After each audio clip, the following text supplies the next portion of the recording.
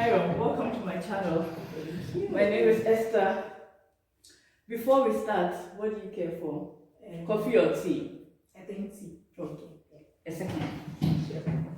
Here you are. Thank you. This is actually a Mediterranean herbal tea, and it's also organic. Yes. It's organic people. So welcome to my channel. Thank you. My name is Esther Asari. If today is your first time being on this channel, consider subscribe and for more exciting videos on food and of course lifestyle. So today I have with me a personal person, my bestie.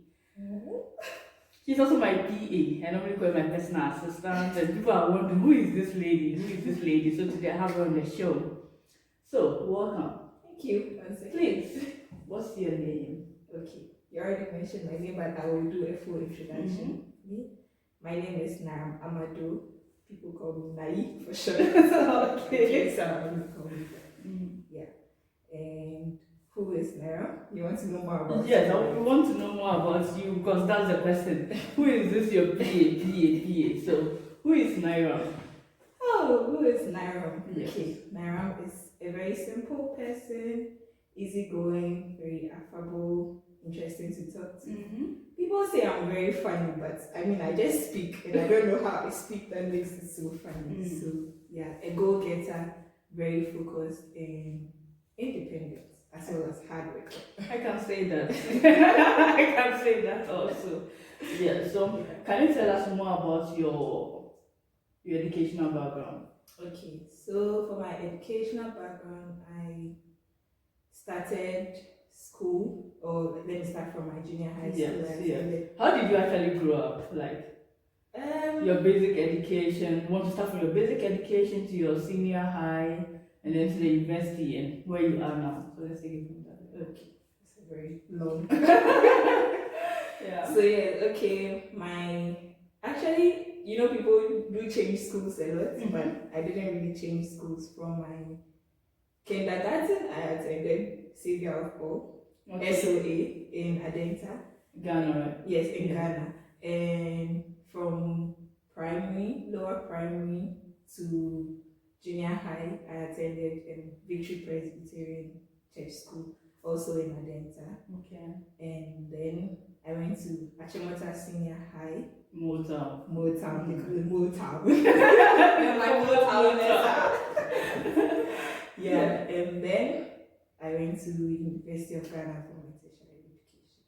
And currently in Germany studying IFBC as my master's program. International. So what did you study in your senior high school? Okay, in my senior high school I studied home economics.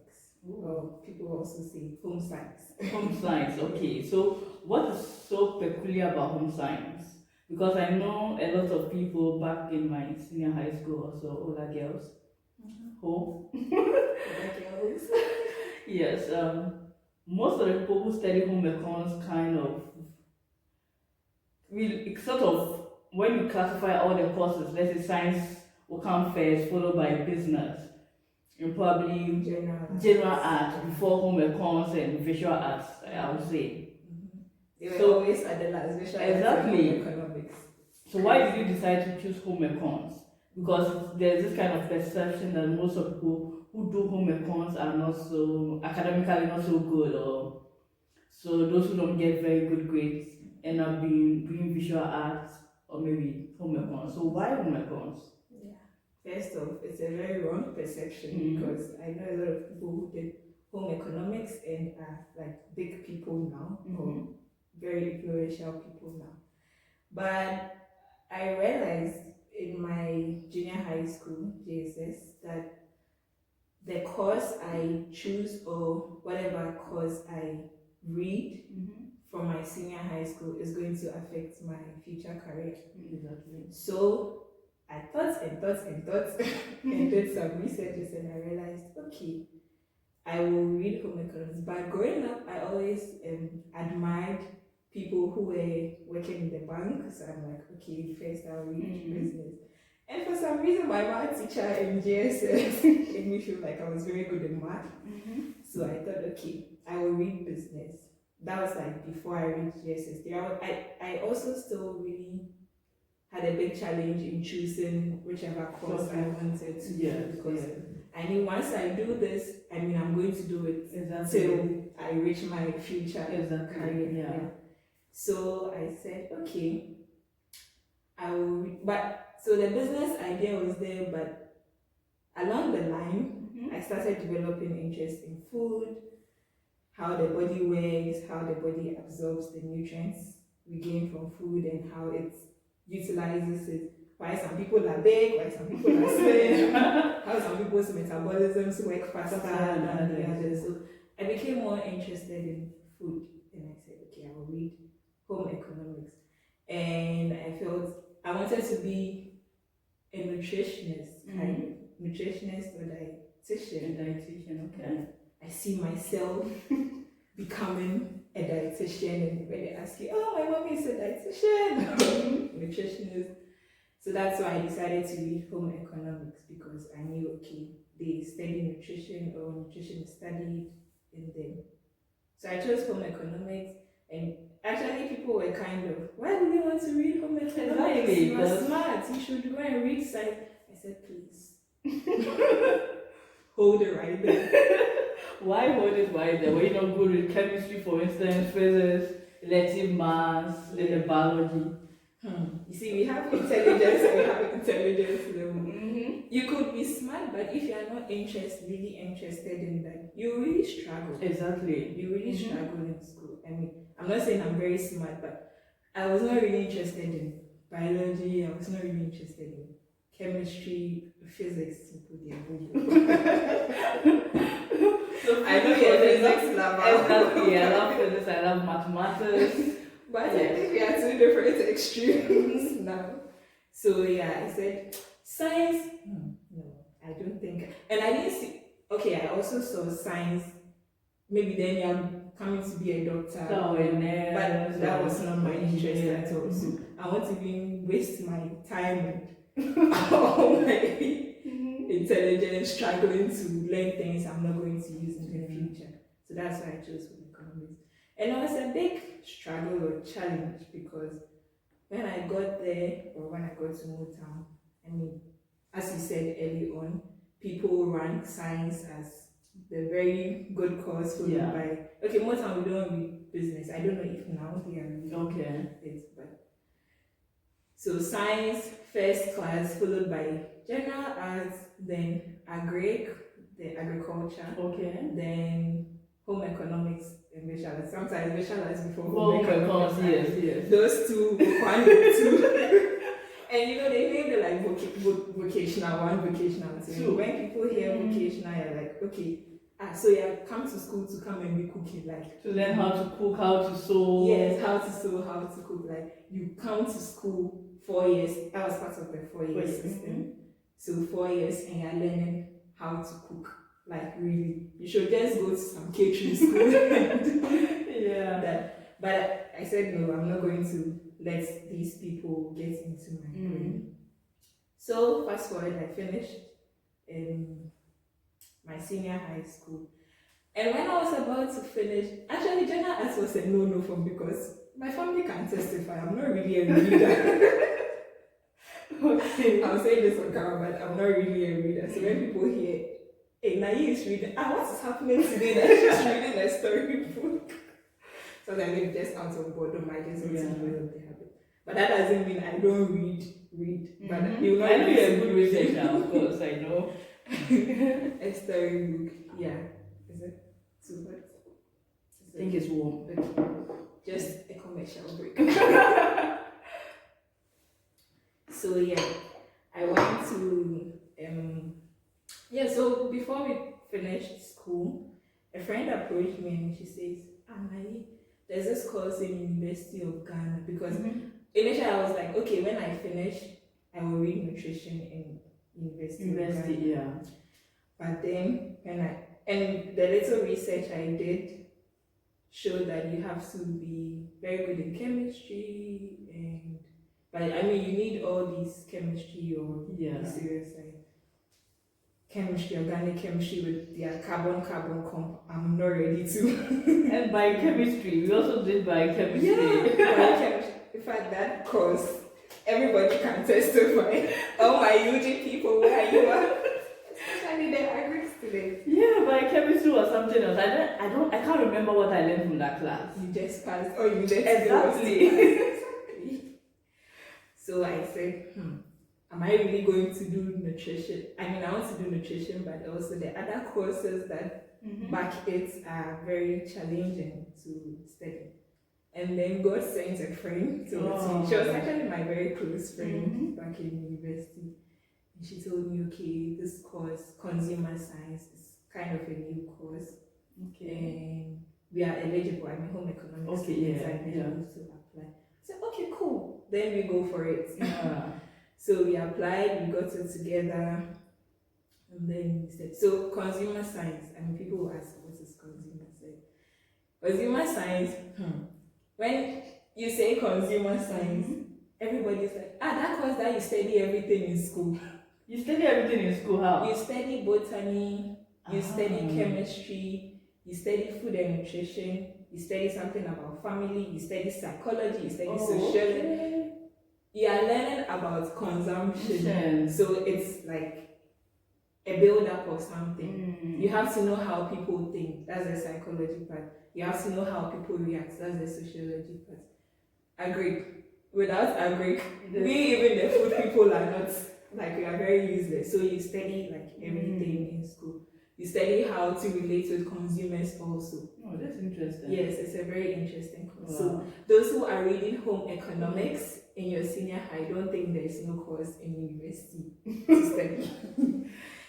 Yeah, so I did consumer science, and then I'm like, okay, so after consumer science, what am I going to do? Yeah, so I mean, I did a bit of, so I still had my nutrition interest in there, and we were going and going, doing all sorts of courses, and we got to, so I was about to finish national service. I'm like, okay. What is not done? You mean national service? The national service, the Ghana national, the compulsory national service. Yes, after your tertiary education in Ghana, you have to serve the government, so to say, for 1 year. So that's what we call it national service. And it's compulsory. So where did you do your national service? Yeah. So my national service, I think I was just a university person, so I continued in the university again. As what? As a teaching and research assistant. Oh, nice. Because information reaching me or advices that were given were, if you want to further or if you want to do your master's, it will be advisable you become a teaching assistant or a research fellow for a doctor or a professor who will be able to recommend.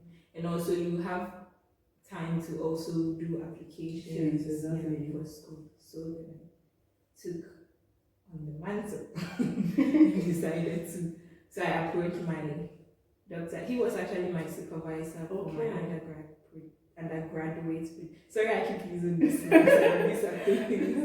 So you could just mention the full thing. Undergraduate. Yeah, my undergraduate project. And I really liked how he was. He was very easy to talk to. He would advise you and all that. So I said, okay, I want to work with this man. Yeah, there's something I also want to say. Regardless of whatever discipline you find yourself, it's important to have mentors.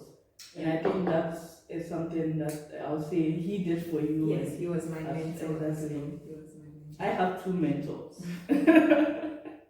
He was my mentor as well. And I just liked how he was like, okay, I'll be a doctor like him one day. I'll be a doctor like him one day. But let's see, we are still in our future. Okay, so how did you get to Germany? What are you doing here? Yes, so during my TA, teaching assistantship, when I say TA means teaching assistantship, I applied for schools, a lot of schools. In fact, this school was my last choice that I was almost giving up. And I ended up getting it. Interesting. I mean, I got the others, but for some reason I didn't really want to go. So I got International Food Business and Consumer Studies. yeah, that is what I'm reading now. Okay. And it's actually a joint partnership or a joint degree with between two universities. That's University of Kassel and Hochschule Fulda, University of Applied Sciences Fulda. Okay. Yeah. Mm. So that's how I got here, and when I saw this course and I read what it entails, like, okay, this is actually a build on of whatever I've studied during my undergrad. So it's more of the business aspects of food. And my supervisor or the person I work with under my undergrad, during my undergraduate studies, is more into food product development. Yeah. So I also developed some form of interest. So you see how my life keeps changing. I wanted to really be a nutritionist, but after working with that nutritionist aspect was still there. But then I had a second interest. I mean, if you are developing food products, you have to consider the nutritive value of it. So you are not just sitting there and saying you want to be a nutritionist. Yeah. So that is how I saw, okay, with the IFBC, International Food Business and Consumer Studies, very long name. I saw that it's a business aspect of food. So if you are producing something, if you are becoming a product developer, how are you going to market your product? How are you going to be successful in the food business industry or the competitive business industry? Yes, that's what more like this course about. Even though we still study a bit of nutrition and food product development and quality management. So yeah, the business aspects of food. There are regulations. Europe, like they are very serious about the regulatory aspects of food. So you study the regulatory aspects of food. That if you are being a food product developer or a food business person, you have to strictly follow the rules and regulations of, like, there are standards.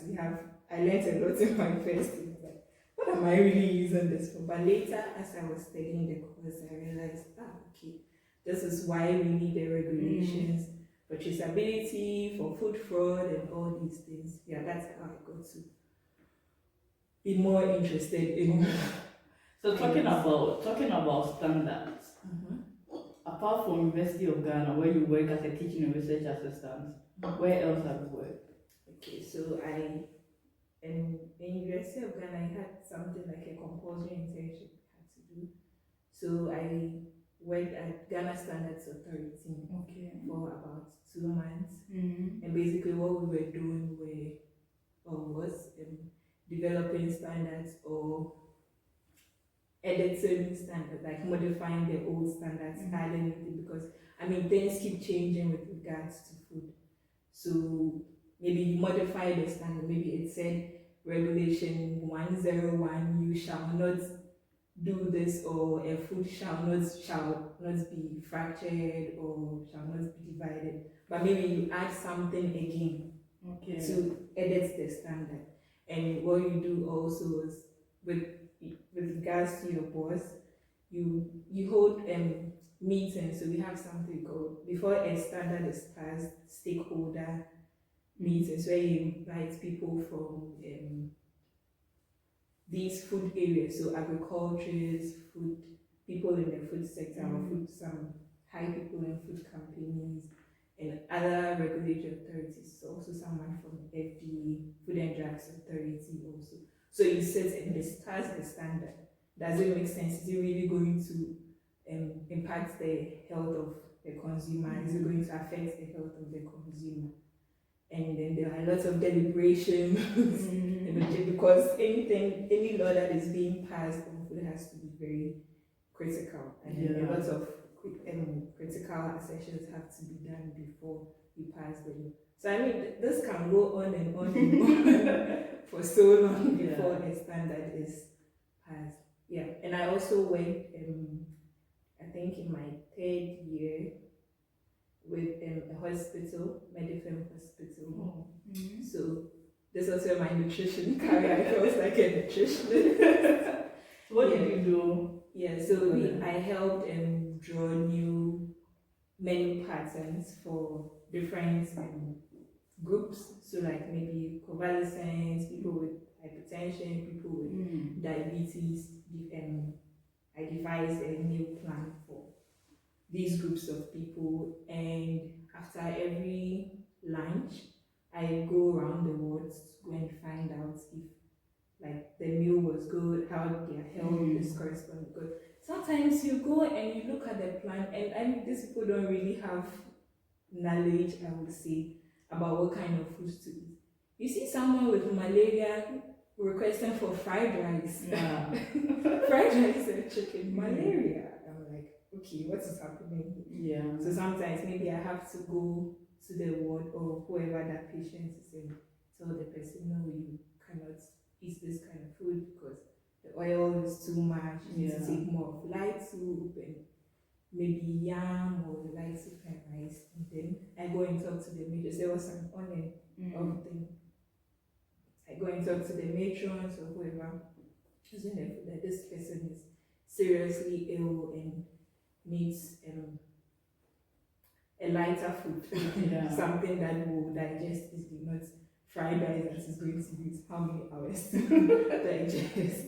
That's interesting. Yeah. So after your master's, what do you hope to do with the degree that you gained from here? Yeah, so with my degree, I will want to still interested in food. People say I like food, but we all need food to survive. But that doesn't mean I'm a glutton. I mean, everybody loves food. So yes, I want to work in a food industry, either with regards to maybe quality management or food product development, or with regards to the regulatory part, where you go out for inspections and make sure foods are conforming to standards or whatever is on the market or whatever. I mean, it's not only what comes on the market, it's also your company. What is the hygienic condition in your company? Because if we have this HACCP, if right from the onset there are problems with your products or how you are managing your line of production, then whatever you are bringing to the market is very harmful and we can just shut you down. Yeah. So I want to be going and be shutting people. So in the nutshell, like the whole supply chain has to conform to these standards and regulations. Yes, from farm to fork, right from the farmer to the market. There are regulations for farmers, there are regulations for producers, there are regulations. I'm not sure if there are regulations for supermarkets. I think I've kind of forgotten, but there are regulations for everything. I think there are. Yeah. It shouldn't even be on your shelf if it is expired, because your supermarkets can just. And what kind of chemicals you can use to store the food products in your warehouses before you bring it onto there? All these is IFBC. Yeah, that's interesting. Very interesting. Yeah. So apart from working, for instance, in the food industry, can you mention some industries or some organizations where other people or potential places you can work with your regards degree? To my degree, and even if you don't get to the master stage from like the home what can you do with home economics? Let's say. Let me say it that way. Yes. So home economics, as I wanted to be, you can be a nutritionist. I have a very good friend of mine who has just finished the dietetics program, so she's a dietitian now. Okay. I know some people who are nutritionists. I know some people who are working with Ghana Standards Authority now. I know some people who are working with Food and Drugs Authority now. With the Ghana Standards Authority, I'm not sure if the person read home economics, but either ways, it's from Consumer Science and IFBC, so the link is still there. Yeah. And you can work with Nestle because it's a food products company. You can work with Food and Drugs Authority because I told you talk about the regulations. You can work with Ghana Standards Authority. Yeah. You can work with Coca-Cola. You can work with Blue Skies. So in the nutshell, you mean any food producing company? Food producing company. you can even start your own thing. I mean, Exactly. these people started on their own, so you can start with basically the knowledge you know, and then just read more on the internet on how you can brand and yeah. Very interesting discussion. Thank you very much. What are your last words? What are my last words? Yeah. My last words to all of you. Don't think home economics is for the dumb. I mean, I'm not boasting, but I have said, or I have told you about a couple of people who started with home economics and are very influential people who are working at big places now. So home economics is a very good course. You just have to read more or see what is out there in the home, because see, without food, without agriculture, even you, the home economics person, you are of no use. So food is something that will never fade away. So home economics is a very good course. You just have to build upon it. Don't listen to what the science students and general arts students are. I'm not saying science and general arts is a bad thing, but I mean, people who do not read this course, look down on home economics students. So this shouldn't really deter you from achieving your goal. There are so many things you can do with home economics. I mean, all the big restaurants out there, they probably started from home economics. All the moving pics and with home economics, you also study hotel management and other things. So I mean, you can do something big with it. It's not a course to be looked down upon. Yeah, these are my final words. Oh, thank you very much for coming. Don't forget to subscribe to my YouTube channel, follow me, click on the notification bell so anytime a new video is uploaded, you'll be notified first. See you. Okay, bye.